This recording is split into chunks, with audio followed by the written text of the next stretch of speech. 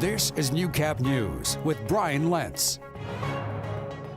Family violence is a dangerous social problem with disastrous effects. The City of Lloydminster has proclaimed November to be Family Violence Prevention Month in hopes of spreading awareness about the devastating reality of domestic abuse that affects our community. Michaela Henschel reports. On behalf of the City of Lloydminster, I proclaim the month of November as Family Violence Prevention Month. In the time it takes to brew a cup of tea, 3 women will have been assaulted. The highest rates of family violence are right here in Alberta and Saskatchewan. From the interval home perspective, we deal with it every day and we see it every day, and we know that it's an issue, but we have to be reminded ourselves to talk about it more and help people understand, help people that might not be personally impacted by family violence understand that it is an issue in the community and that they can help. Approximately 500 people in Lloydminster access the interval home shelter services each year. In Alberta, a woman will undergo some form of violence every hour of every day, a fact too many people ignore. I hope that people just understand that it affects people they know, it affects people in their community, and these challenges are being gone through by local people. It's not happening, just somewhere else. It's happening here as well. As part of educating the community about family violence, life-sized red silhouettes will be traveling to various locations across the city. On them, a story about someone who's been impacted or lost their life to violence. The point of that is to grab people's attention and draw them in and have them read the stories about people that are impacted and help them understand that it doesn't just happen to certain people or certain races or certain income brackets.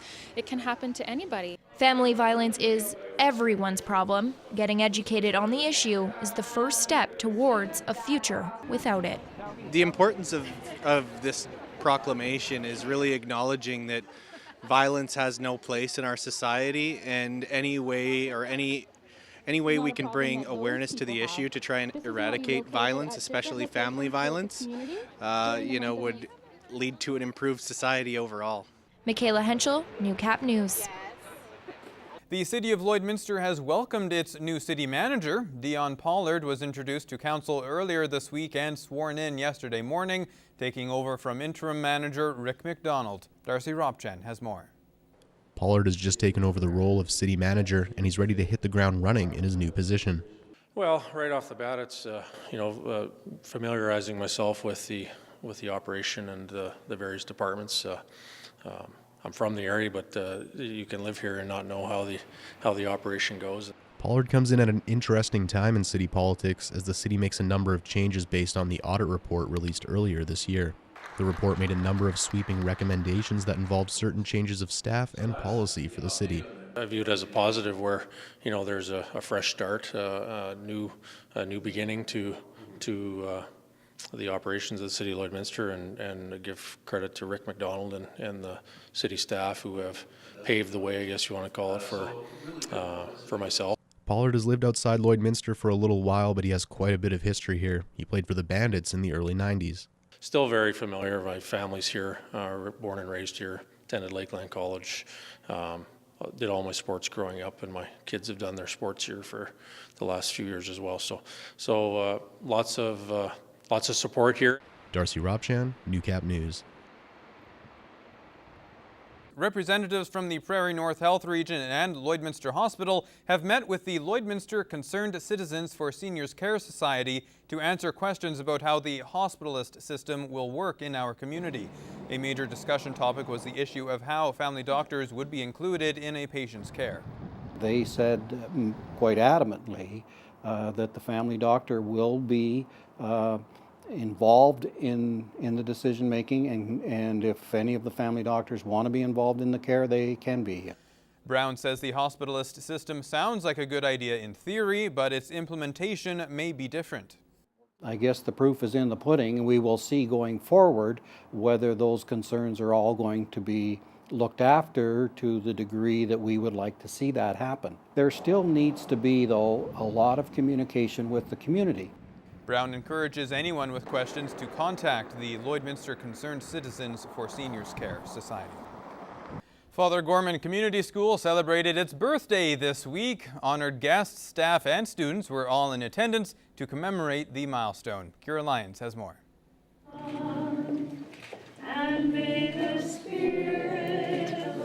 Staff, students, and guests formed a prayer chain in the hallways by linking hands, singing, praying, and blessing their school and all within it, connecting everyone taking part, especially the students. They can be a big part, they can be a little part, but we are all a part of this wonderful school and have been, and we help it grow, and we ask them to be the branches that would show good fellowship. First minute I walked into that door, when I brought my daughter in kindergarten, it just had that particular feeling, and I get that feeling every time I come in. The gym then filled with everyone in attendance. The kids presented gifts of thanks, performed a liturgical dance, and recognized all of those that have made the last 40 years possible. We have families who have been students at Father Gorman and then have returned as the parents, and they are sending their children. Obviously, it's a great school. It's a happy place to be. Lots of laughter, lots of great learning going on here, and that's what it's all about. To many, Father Gorman has been much more than just a school and has drastically impacted their lives and their families. It's wonderful. It's celebrating 40 years. Sorry, guys. I brought my children here, and I've been blessed to teach here. When asked about the school's future, Nadine hopes it continues on the path it started on 40 years ago. I hope whoever comes to work here feels the same as I do, and the students that come are just so sweet and are willing to learn, and they get so many pats on the back, and I just hope that continues because it's been wonderful. Kira Lyons, Newcap News. Well, sometimes the best way to learn is by doing. Students at Lakeland College did exactly that by making math fun for some grade 3 and 4 students. In this week's edition of Beyond the Classroom, Michaela Henschel shows us how college and elementary students got together to teach each other. Okay, so do you guys see each of these numbers on the dominoes? Yeah. Making math fun is no easy task, but Lakeland College students rose to the occasion by turning math lessons into interactive games for students at St. Joseph. Students are learning math and having fun while doing it, and so it's an awesome opportunity for Lakeland students to practice some of their teaching skills and interact with kids from St. Joseph School. For us, the games that they've created are very much age appropriate for our grade 3s and grade 4s, and anytime you can make math exciting, I think it's a great fit.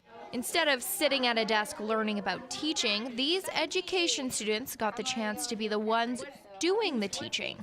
Lakeland College university transfer students have an opportunity in their first year to experience firsthand working within a school and experiencing children in their classrooms and having that opportunity to engage and interact with classroom children. They have to prepare a lesson, and then they have to teach to the kids, and what greater place to do that than in a school.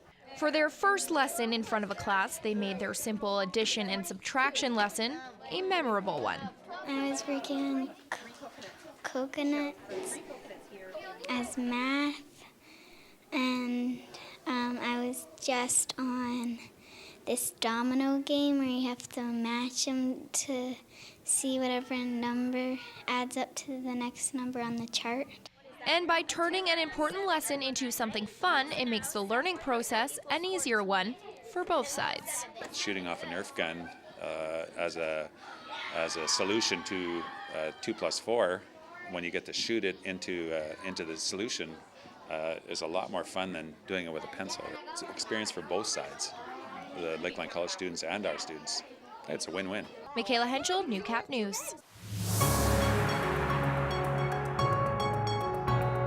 This is Newcap Sports.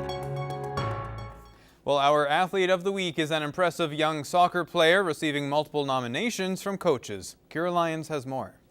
This week's Athlete of the Week is Haley Rogers. She is a soccer player at Holy Rosary. She's only in grade 9, but plays on the high school soccer team, is a co-captain, and leading scorer as well. So today she's gonna show off a little bit of what she can do, and she's gonna try and teach me something. I don't know if you're gonna be able to. I've never played soccer. So are you up for the task to teach me something? Yeah. All right, no promises it's gonna work, but I guess we can give it a go, hey? I wasn't sure if Haley was showing me her favorite skills or the easiest ones for me to learn. But either way, her speed and control were nothing short of impressive. Oh no! After showing me her moves, it was my turn to give them a try, with much less grace. Check your shoulder, and then you'll just step on top of the ball. Oh no! Is it hand-foot coordination? Is that a thing? Or foot-eye coordination? So maybe. Well, I don't have it. Ow! Little touch, pretend fake. Oh, kinda. Haley is a big fan of our women's national team, her favorites being Christine Sinclair and Sophie Schmidt, players she idolizes. Particularly with Sophie, she just reminds me a lot of me and how I play and my techniques, and she plays a position that I play. And Christine Sinclair is the captain of the female team, so like I want to be there one day. Then you'll get to the ball and you'll check your shoulder and you just put it back. In addition to her dreams of playing on the national team, Haley is hoping to eventually take her skills to college while learning to become a veterinarian. That is all we have today for Athlete of the Week. I don't know how much my soccer game's going to improve, but Haley did the best that she could to teach me. So thank you so much for having me, and good luck. Thanks so much, and good luck with the rest of your season, and I'm sure we'll hear a lot more about you. In parts 1 and 2 of our Lance Phillips interview with hockey great Theo Fleury, the pair discussed trauma and overcoming obstacles. Tonight in part 3, the discussion continues with an added flavor. How important was the man in 2009 who said to you, "Me too"? How important was that moment? It was, well, the only way I can describe it was a direct spiritual message from the universe. That's what it was. Because I was so afraid.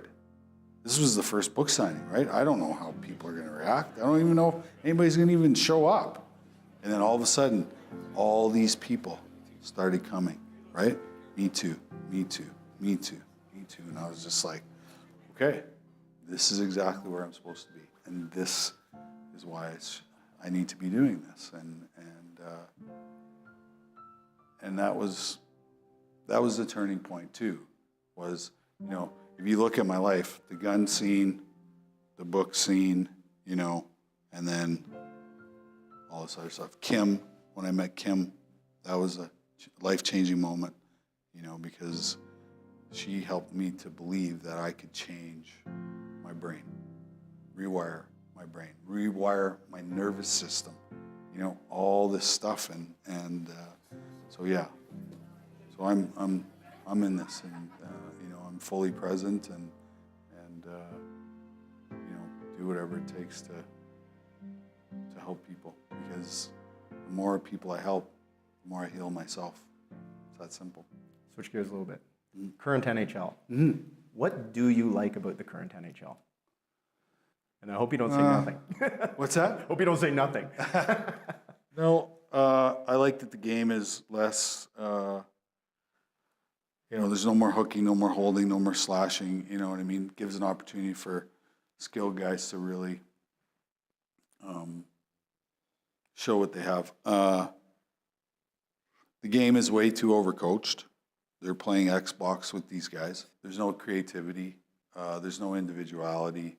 It's all about, you know, well, every coach coaches every game for a 0-0 tie, and you get a scoring chance in the last minute. That's how they coach, because the coaches are making more than the players. So the bottom line is wins and losses, right? And if I don't have enough talent on my team to score one goal, well, I better coach my team to let in 0, right? You know, and to me, that's not why I played hockey. The reason why I played hockey was score goals, make plays, set up plays, you know, and back check occasionally when I needed to, right? You know what I mean? Yeah. Because the coach used, you know, I'd make a mistake on the ice and the puck would go in the net. And I'd come back to the bench and the coach would be looking at me and I'd go, listen, pal, the only person that can atone for that mistake is me. And guess what? I'm going to do it in the next shift, and I did, right? You know, because I said the object of the game is the team that scores the most goals wins the hockey game. That's the way I was taught. It wasn't said the team that plays the best defense is going to win. No. How many road hockey games did you play in where they were setting up a wedge or left winger back or lining 5 guys up? No, we just played, right? So to score as many goals as you could. Yeah, exactly, right? Halloween, a great night of fun for both kids and adults, and this year it extended into the gym at Lakeland College, with one of its more successful wrestlers teams enjoying a fun night of practice, sort of. Lance Phillips has more.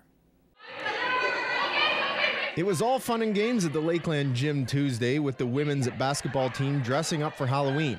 The women are one of 2 undefeated ACAC teams, meaning some time for dodgeball, team building activities, and a well-deserved break from the norm. I think they're really, really important just to get kind of comfortable with one another and just know them on more than just a teammate basis.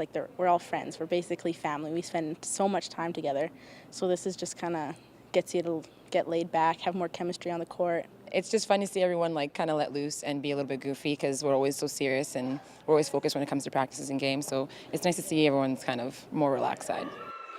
It's the 3rd time in the last 4 seasons the Rustlers women's team has played through October without a loss, and credit for the start goes to aspects of the women's game beyond what can be seen. I think we just trust each other. We trust each other, we communicate, and we know everyone's strengths, so we kind of build up off of that. I'd say we're really starting to click. We're starting to come together. At first we're just kind of getting to know how each other plays, our strengths, weaknesses, what we're good at, which players play together better. But I feel like we're really starting to mesh together well. Maybe the night's best costume went to a player who has taken her coach's lessons well beyond the court. Who's the better looking Chris King? Definitely me. I know I wouldn't pierce my nose, I can tell you that much right now. Yeah, really exciting, this group. As you can see, we got to have some fun. Okay, thanks very much. Yeah, really exciting, this group, as you can see. Can I hear your Australian accent, please? Fair dinkum, mate. Can I say a Canadian sentence? Yeah, say a Canadian sentence. Give me one. I would like to get some Tim Hortons. I would like to get some Tim Hortons. The fun for this women's team, well, it certainly doesn't end on this most auspicious Halloween night. The CCAA released its national rankings Tuesday, and the Lakeland women, they're 11th. It's the first time in 2 years the team has found itself on the list, meaning only good things for a young 6-0 team that went 12-12 just a year ago. Lance Phillips, Newcap Sports, Lloydminster.